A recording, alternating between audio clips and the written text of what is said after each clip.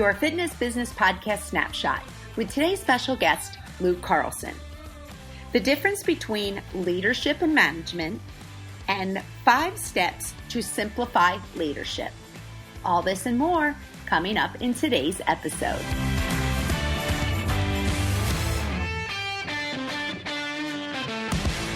Welcome to episode 300 of the industry's leading business podcast for fitness owners and managers.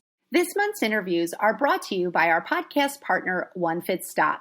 OneFitStop provides scheduling, client management, programming, and payment collection tools that will set your business up for success. To find out more, go to onefitstop.com or click on the link in today's show notes.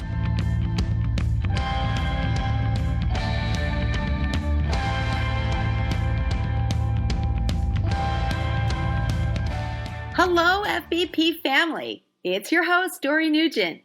Boy, do I have a show for you today. You are definitely going to want to shut your office door or find a quiet place to be, silence your phone, and get ready to jot down the 5 steps that Luke has put together to make you become a better leader, to make your staff become better leaders. It's going to be incredible. Now, I know the suspense is killing you, but first, allow me to tell you about Luke before we get started. Luke Carlson is the founder and CEO of Discover Strength based in Minneapolis, Minnesota. Discover Strength's 5 personal training studios are among the highest volume and revenue training facilities in North America. Luke speaks around the world on leadership, management, and evidence-based exercise. Luke is an American College of Sports Medicine certified exercise physiologist and has a BS and MS in Kinesiology from the University of Minnesota and graduated from the Executive Leadership, Strategy, and Innovation program at Stanford University. He recently received an Honorary PhD from Solent University in Southampton, England. Luke has presented to audiences in a variety of industries across the globe, and he's been a featured speaker at Felix in Australia, Taispo in Taiwan, ChinaFit, the annual URSA convention, the URSA European Congress. Actually, I don't think there is a show that Luke has not spoken at. Luke is one of the top-rated Vistage speakers in North America. I mean, really, with a bio like that, you definitely don't want to miss today's show.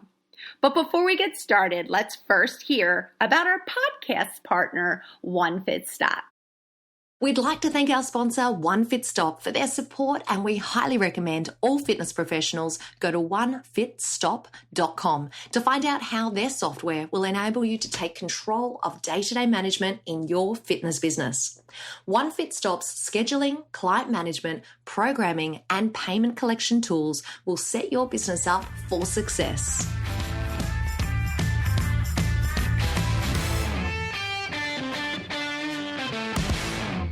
Luke Carlson, welcome to the Fitness Business Podcast. I know that you're a veteran of the show. I think I'm right to say 3 times, yes? Absolutely, it is, and it's just my pleasure, so thanks for having me. Oh, absolutely. It's always such a great honor to have you come on the show. I know all of our FBP family loves when you come on. They always just have so many takeaways when you're on our show, so thank you so much for coming on. I know you are super busy. I, of course, follow you on social media, so I get a chance to look into your life a little bit and get to see all the cool things that you're doing. So let's just tell our audience a little bit about some of those cool things that you're doing. You're the owner of Discover Strength. I believe you have 5 locations. Is that correct? Yeah, we have 5 locations, and we're in construction of a 6th, all boutique studio concepts. Oh, and are they all located in Minneapolis? They are, yep. Oh, nice. So we keep them together. So that's awesome. I also see that you've been doing some marathon running. Yeah, I mean, unfortunately, virtually every marathon's been canceled. So I'll still take the trip to wherever the marathon is and get on the course and run 20 miles or so and try to soak it up. But yeah, I mean, I just have a passion for marathon running, and The marathon I was supposed to do in June was canceled, and New York City Marathon in November just got canceled. And I love New York and love that marathon, but it'll make me appreciate them that much more when we're back at it. Yeah, I saw that you were running one on your own. I was like, oh my gosh. Meanwhile, I'm probably like sitting on my couch. I was probably sitting on my couch when I saw that. I was like, all right, Dorian, you got to get out that movement. The guy's doing the marathon and it's not even official. So I thought that was really awesome. I've seen you speak. You're always out and about. Actually, I just saw you. It looks like you were doing a training. I think it was an employee training on a boat. Is that correct? Yeah, well, we did our quarterly state of the company meeting on a huge boat that cruised around the beautiful Lake Minnetonka in Minnesota. We do that meeting every quarter, and it's a 2-hour meeting. And we thought, well, with social distancing and we're actually building a new corporate office. So we left our previous corporate office. So we needed a meeting spot.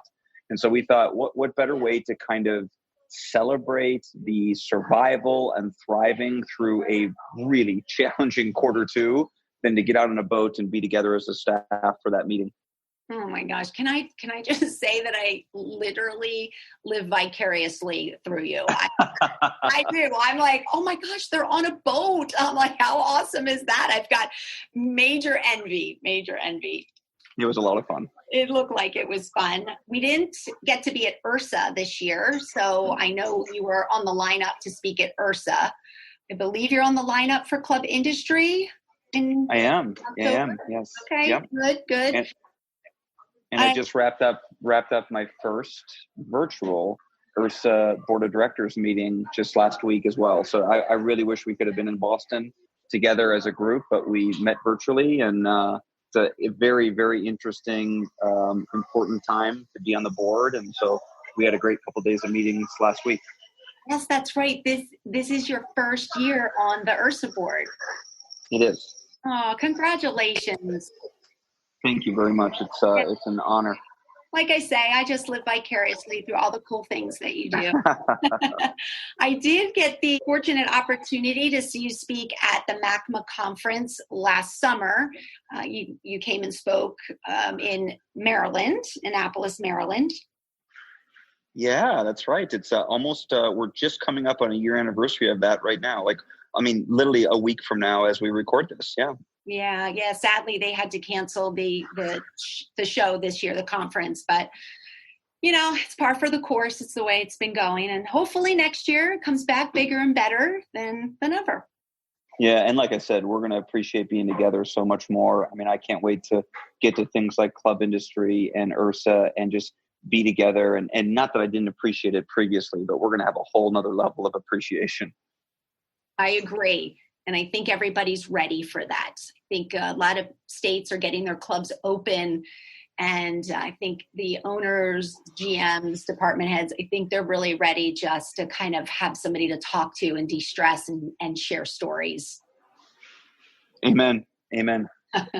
So Luke, today on our episode, you are going to talk about 5 things you recommend we do as leaders to simplify our leadership. But before we get started with that, I'd like to just open up with the first question is, what is the difference between leadership and management? So this is one of my favorite topics. We have in our industry, but in so many industries, over the last 5 to 10 years, we've made a massive mistake in that we've labeled management as like a less noble version of leadership. And we read books and we hear presenters say, well, people don't want to be managed. They want to be led. We don't need management. We need leadership. And this is fundamentally incorrect. Really, we need leadership and we need management, but they're totally different. So leadership is working on the business. It's providing this clear direction. It's creating an opening. It's thinking. Where management is working in the business. It's setting clear expectations as opposed to clear direction. It's constant communication versus creating openings. And it's not so much the thinking, it's the doing. And if you really want to be great, and I'll say if you want to be a great leader, but by great leader, I mean, if you want to be a great boss. You have to be a leader and a manager. Our organizations need great leaders and great managers. One calling, one of those responsibilities is not more noble than the other. So I think we have to get great at both of them. Yes. And that it's a tough balance. It's sometimes you get sucked into working on the business, and not that you want to, but you forget about, working in the business. Yeah. And we've discounted the importance of management, but the number one predictor of whether or not an employee is going to be happy in their job, it's not the work that they do, it's the direct relationship that they have with their manager. And I think in our industry, we've done this, but so many other industries, we put the leader on a pedestal, we put entrepreneurs on pedestal, and no one comes home from work saying, I work for this incredible entrepreneur. It's amazing. Managers are what actually change our lives, our relationship with our direct manager. And there's a long time favorite quote of mine is, people join companies. They join companies, the brand, but they quit managers. And so if you haven't mastered the practices of management, you're going to struggle winning over the hearts and the minds and the discretionary effort of our direct reports. So that's my a couple words on why I think management is so important. All right, I can't agree with you more. Absolutely, it's all about the engagement with the employees and how the employees see you. Do they see you as a great leader? Do they see you as a great manager? Or do they see you as an equal balance of both? Yep, absolutely. That's what we're striving for. So the 5 things, let's get into the 5 things. Let's peel kind of the layers of the onion away. And let's get into the 5 things you recommend we do as leaders to simplify our leadership. Let's start with number 1, Luke.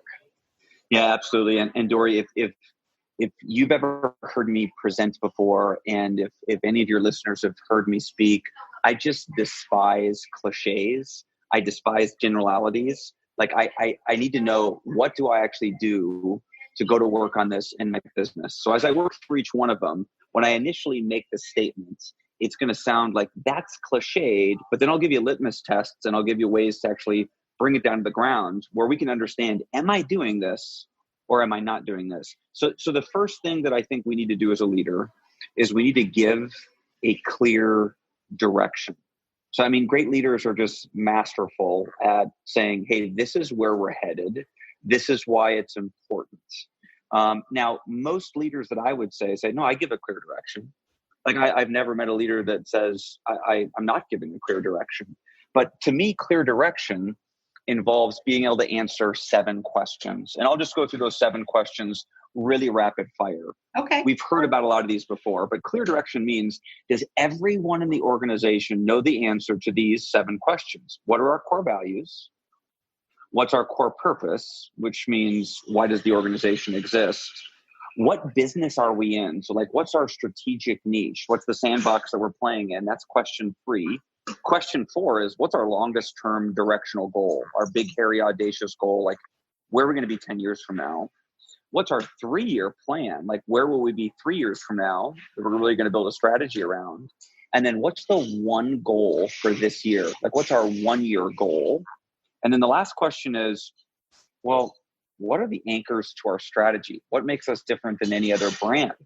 And those are the 7 defining criteria of having this clear direction. And I don't care if you went to business school at Stanford or Harvard, or if you read Patrick Lencioni or Jim Collins. These are the common themes among all of the thought leaders in this area.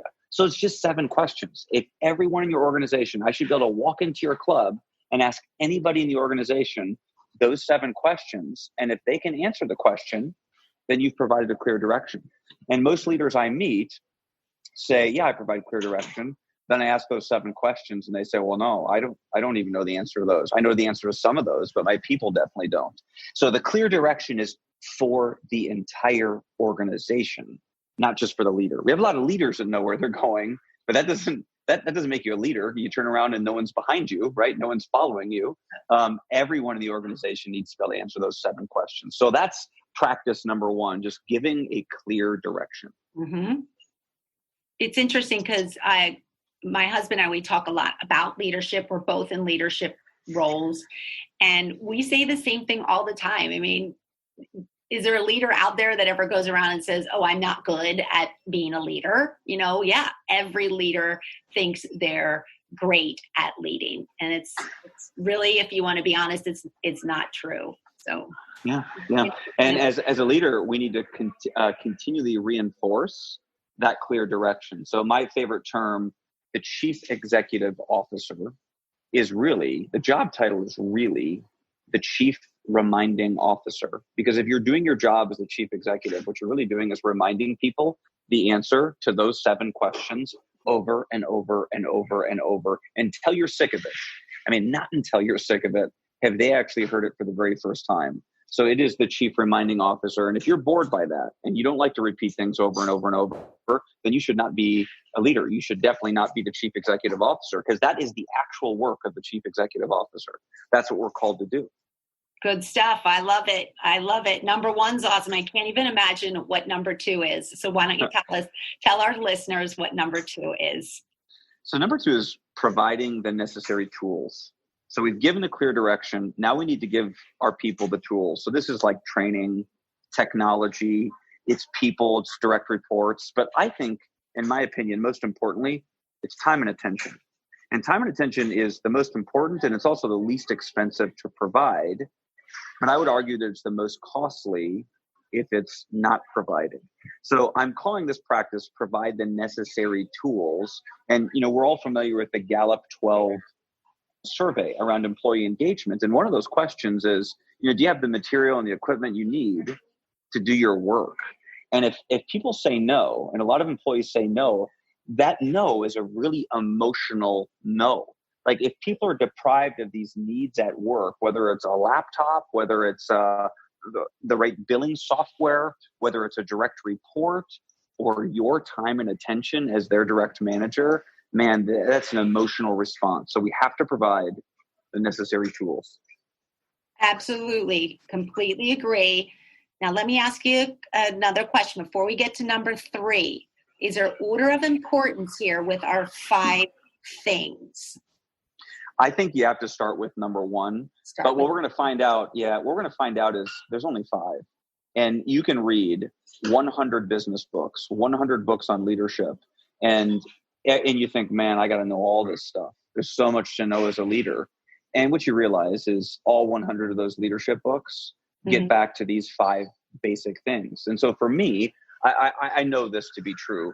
Complexity is the enemy of execution. And ultimately, we have to execute. And if we make it too complicated, then we can't bring it down to the ground. So I think of these 5, I think the first is the most important, but there's only 5. I mean, so if we really commit to 5, and if we every once in a while take a step back as a leader and say, how am I showing up on these 5?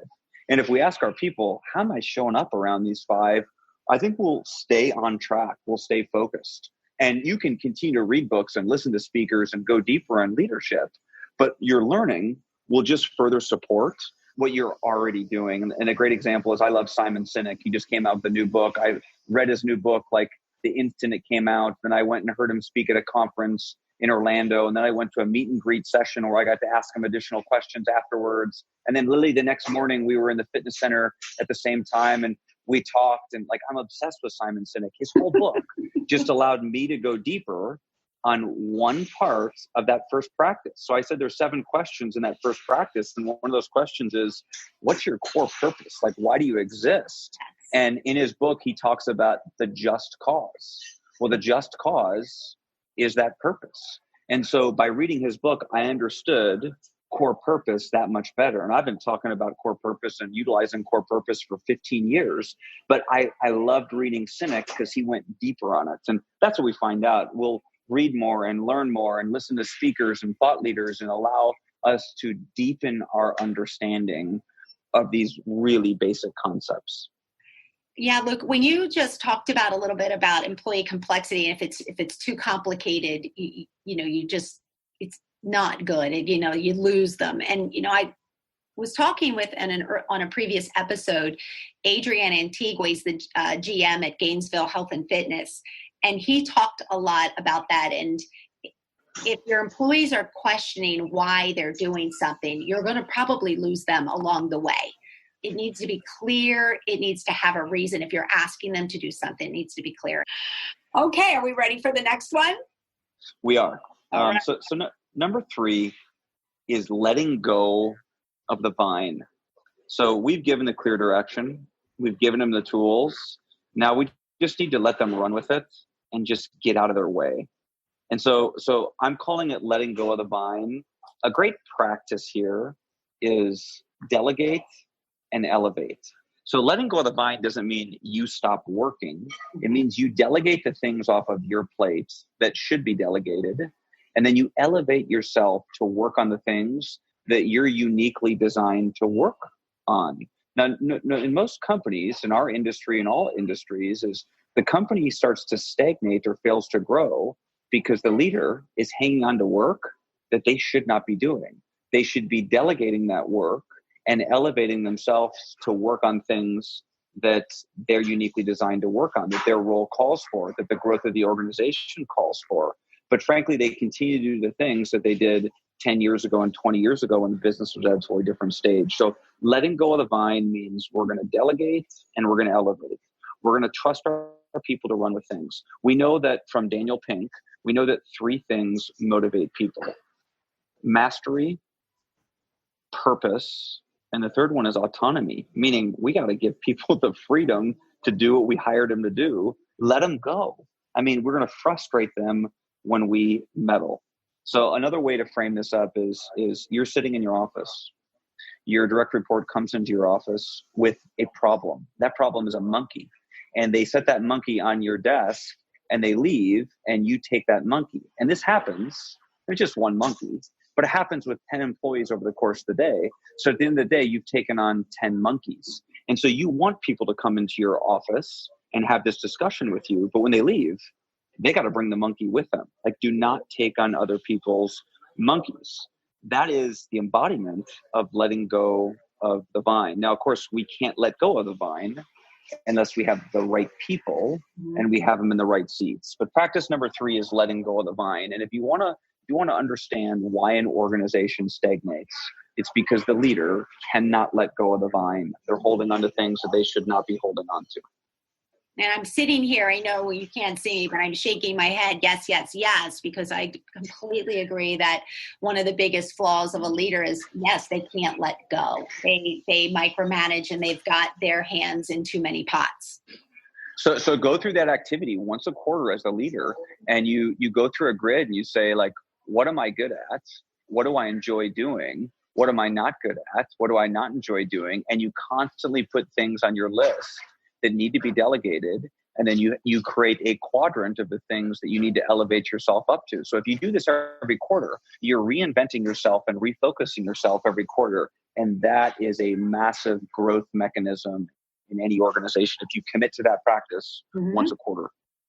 Yeah, absolutely. Anything you do over and over again, you're bound to get better at. Absolutely. All right, let's hear number 4, Luke. So the 4th practice is acting with the greater good in mind. Now, when I say that, again, it sounds like a cliche, greater good. Well, act with the greater good. Well, no, the greater good is not humanity. It's not some cliched abstract purpose. The greater good is the answer to those 7 questions that we went through when we talked about providing clear direction. Right. So I call that the vision component. That's the greater good. So you have to ask yourself, are my actions and my decisions aligned with those 7 questions? One of my favorite executives, my favorite leaders of all time is Alan Mulally. Alan Mullally's the famous Boeing executive that gets hired by Ford as their CEO. And I think it's 2006 when he's hired. And he leads the greatest turnaround we've seen in American business history. And I've had the pleasure to meet and spend time with Alan Mulally multiple times. And this is, I mean, there is no more impressive executive, in my opinion, in American business history than Alan Mulally. And he says, Ford started to turn around when Ford's executives started making decisions based on what was best for Ford and not what was best for their own careers, their departments, their agendas. So that's the greater good. So you always have to ask yourself, do you want to do what's best for the company, or do you want to do what you want to do?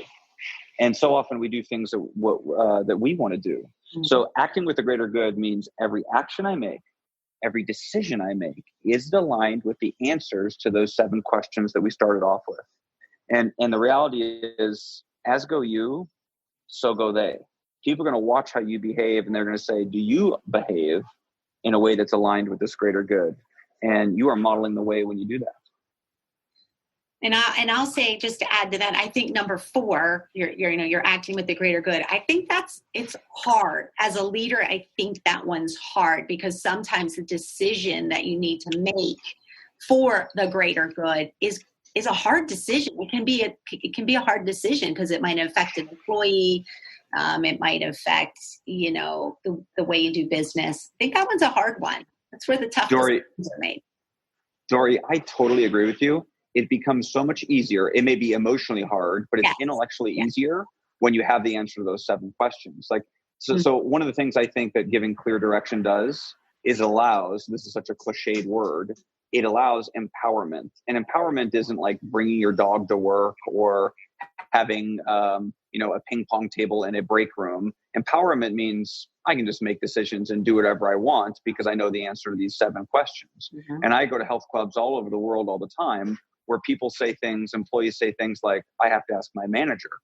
And to me, that means there's no empowerment. If you know the answer to those 7 questions, most employees can handle that situation right there. So as soon as we know the answer to those 7 questions, we can actually act with the greater good, but we have to know what the greater good is first, because the greater good is different for all different organizations. You put 5 wonderful health club companies next to each other, and their greater goods are different, and that's okay. We just got to be really clear on what that greater good is. Can't agree with you more. And yes, when I said that, definitely emotionally can be hard for leaders sometimes. Right? Absolutely. Couldn't agree with you more. Well, this is just so exciting. I hate to hear number 5 because then I know we're at the end, but I know our FVP family is out there. They're writing everything down. They're taking lots of notes. But let's finish up with number 5. So number 5 is the practice of taking clarity breaks. So a clarity break is an opportunity for you to sharpen the saw. So you determine the time and the place and a frequency. Generally, I would recommend once per week, where you get out of the club and you go to your favorite coffee shop. Okay. You go to, you're in your own private office at home. You're on a walk in a park that's meaningful to you, and you're sitting on a park bench. You determine the time and the place, but it's got to be out of the club. And you spend 1 hour thinking on the business. It's a time that you schedule away from the office, out of the daily grind of running the business, running the department, so you can start thinking about the business and creating clarity and restoring your confidence. And there's one of my all-time favorite quotes. This is Kurt Gödel, who's a mathematician. He says, you cannot be inside of a complex system and at the same time understand the system you're in. So you got to get out of the business and then think about the business. So let's be clear, you're not relaxing, you're not chilling, you're not taking a bubble bath. I'm a big fan of bubble baths. Instead, you're thinking about, hey, is the vision and the plan that we have the right vision and the right plan? Like, what's the most important goal? Am I focused on the most important things I should be focused on? Do I have the right people? Are they in the right seats? What people move do I need to make? Are all of our processes working? What do I need to rifle shot or try on a small scale? What have I, let's think about a book that I just read. Let me just do a clarity break for an hour and write down the 5 things that I could apply from that book. So if you take this discipline, 1 hour, once a week, where you just think on the business with a blank notebook in front of you and just take notes, it will change the way that you lead. Now, you don't have to do it once a week for an hour. You could do it once a month for a full day, or you could be very Bill Gates-like. And Bill Gates, he called it Think Week. So 1 full week out of the year, he would seclude himself, and for 14 hours a day, all he would do was think and write and read white papers. And so you come up with your own cadence. For me, it's an hour once a week. And I know if I go a 13-week quarter and I miss a few clarity breaks, I am not as effective as a leader. And my team knows it because they say, Luke, you haven't come up with any ideas and you're frazzled and you're just not thinking as clearly as you should be. So just a phenomenal time to protect, to restore, to think critically. And then when we do show up at work, we're able to show up with that much more clarity. Love the clarity break.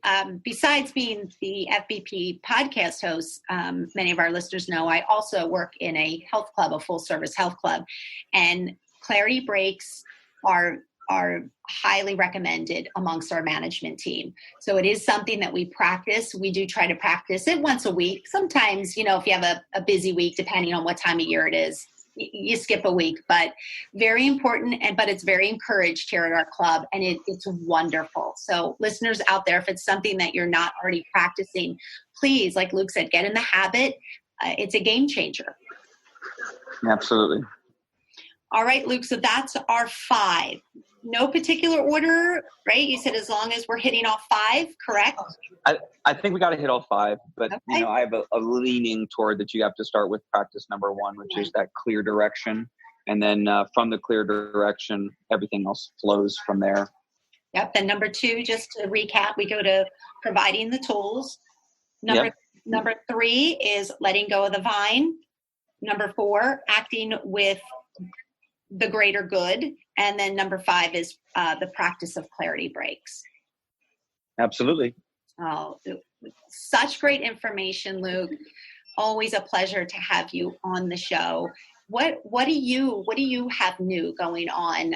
What's Discover Strength? I know you're opening a 6th studio, but how about you? What do you have new going on?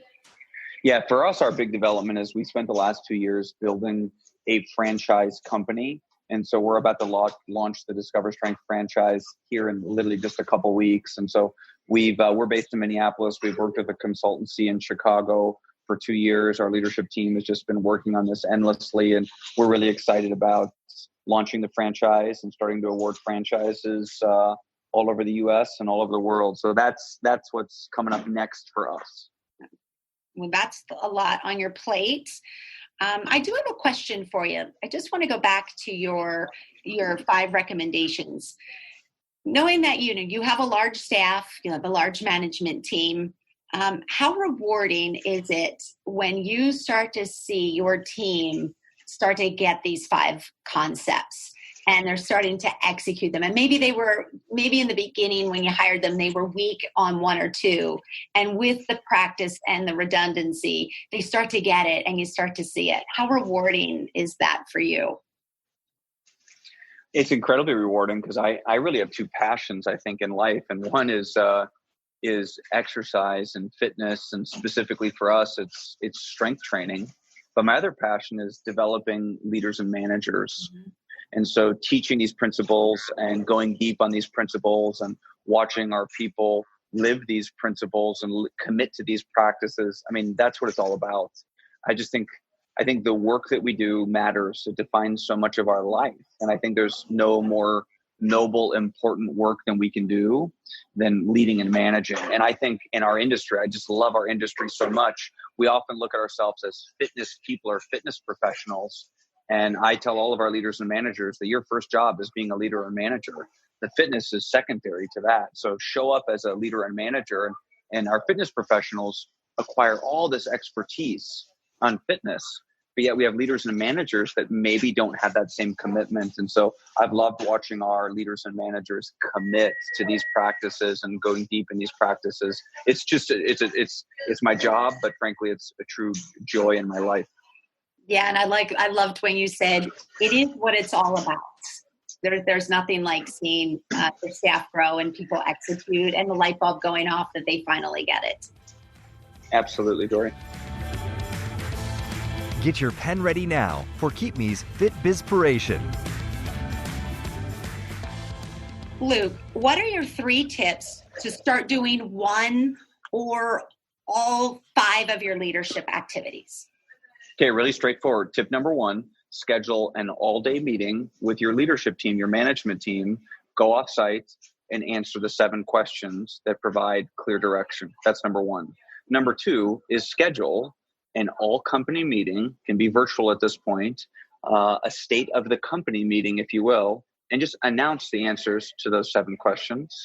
And number 3, go to your calendar and schedule a 45-minute to an hour clarity break once per week for the full quarter so you have it locked into your schedule.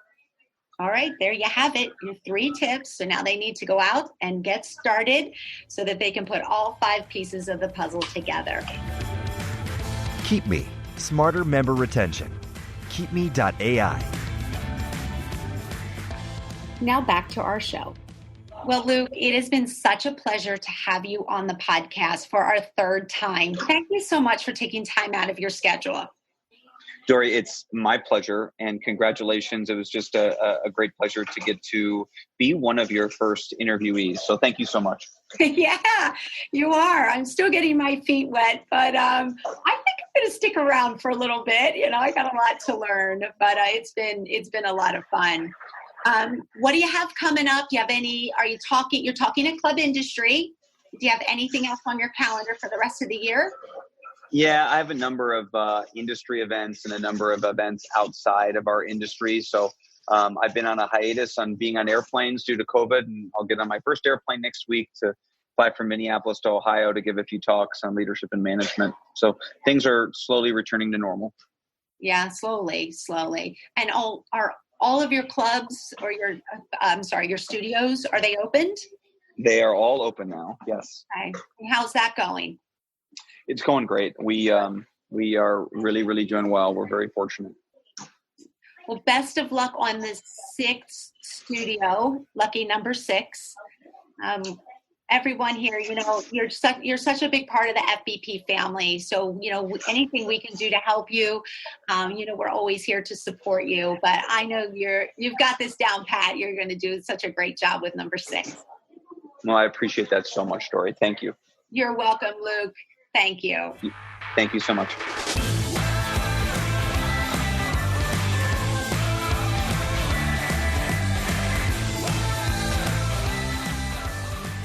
Hi everyone, Chantal here. How great was today's interview with Dory and Luke? I have to tell you a really quick little fun fact about Luke. Did you know that the first interview that he ever did with us, which was back in 2017, it is actually one of our top 3 most downloaded shows ever. It is currently sitting at over 4,500 downloads and still climbing today. So just in case you missed that episode, it was episode 91, and the topic was identifying your core purpose makes your fitness business unique. It is still one of my all-time favorites. So thank you to Luke for being a great friend of the show for so many years. Now, the reason that I'm here today is to tell you all about our upcoming Education Intensive episode, which will be going to air on August the 14th. Very quickly, for anyone who hasn't heard of our intensive episodes before, these are shows that are designed specifically to be like a short course, where you learn practical and detailed information throughout the episode. They're 60 minutes in length, and each episode comes with its very own downloadable free ebook. Now, my guest for August is the founder and managing director of Impact Training Corporation, Steve Jensen.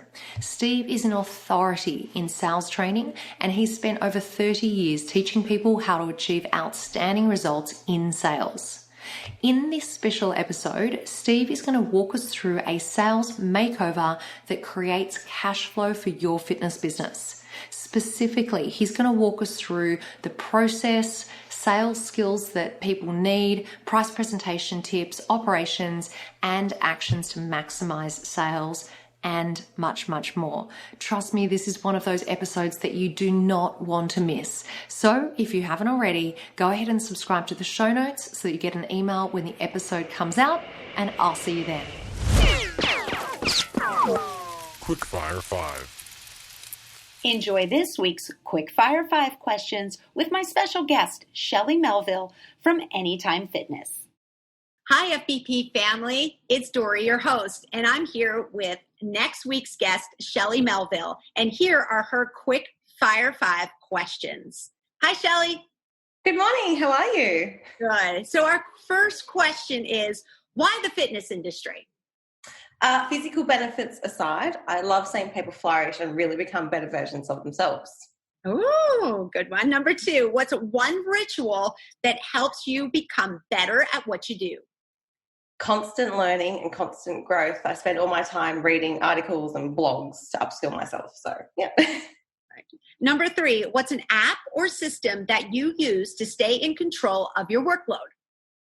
I'm really geeky, so I tailor-made my own daily and weekly planner. Creative. Number 4, what's one book, podcast, blog, or Facebook group that you would recommend to our listeners and why?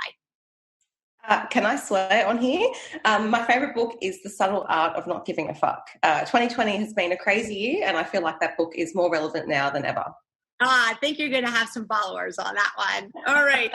And last but not least, what are you going to share in your main interview? I'm going to share some golden nuggets of social media learnings over the past few years that I've had that can help you grow your business. Excellent. All right, listeners, join Shelley next week as we talk about social media. Stay tuned. Next week's guest, Shelley Melville, has been able to master member engagement when it comes to her club's social media posts. So if you've ever wondered why your members don't engage in your social media posts, then tune in next week as Shelley is going to guide us on how to improve your social media engagement with your members. You're not going to want to miss this show. See you next week.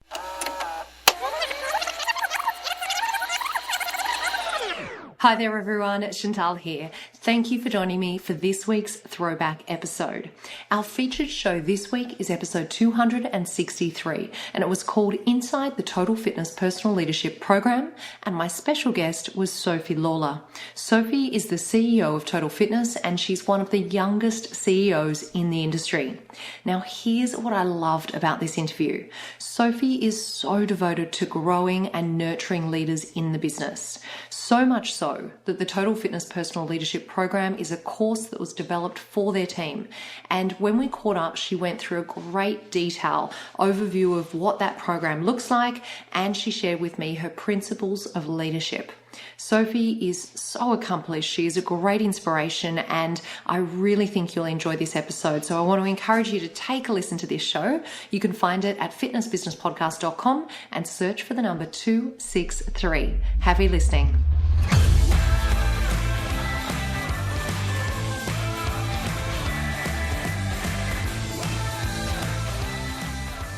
Hi FBP family, it's JT from Active Management, the founding partner of the Fitness Business Podcast. Thanks to the amazing technology at our fingertips, we can now work with clients all over the world. But right now, you can join the free online Active Management Facebook community. It's an amazing group of people just like you.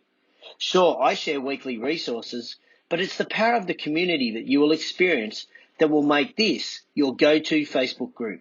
Remember, it's free, fun, and inspirational. Go to facebook.com/groups/active management community. Thank you for joining me for this week's show. And a reminder that all the resources and links for today's episode can be found at fbp.com. What you leave behind is not what's engraved in stone monuments, but what is woven into the lives of others.